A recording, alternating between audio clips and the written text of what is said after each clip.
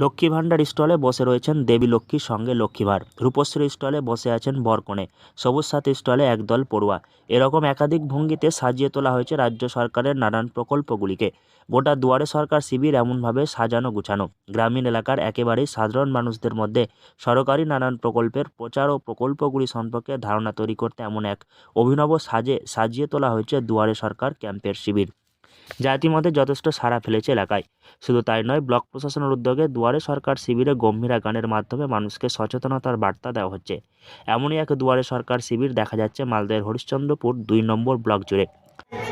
For better consciousness, মানে আমরা তো সবসময় জানি যে আমরা কোনো লিফলেট দিলে বা আমরা মৌখিক বললে তার থেকে অনেক বেশি আবেদন পড়ে যদি কোনো নাটকীয় সাজসজ্জা থাকে বা একটা নাটক তার পেছনে চলছে, বন্ধুরা মাধ্যমে আমরা কিছু মেসেজ মানুষকে পৌঁছে দিচ্ছি, এটাতে মানুষের মনে মানে গেঁথে যায়, মানুষের কাছে এর আবেদনটা বেটার হয়।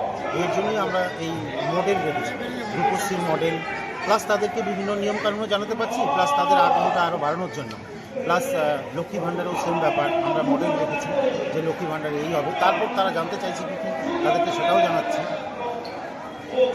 রাজ্য জুড়ে শুরু হয়েছে দুয়ারে সরকার শিবির। এবার মোট 37টি প্রকল্পের পরিষেবা সুবিধা সংক্রান্ত বিষয়ে নানান সমস্যার সমাধান করা হচ্ছে এই শিবিরগুলি থেকে।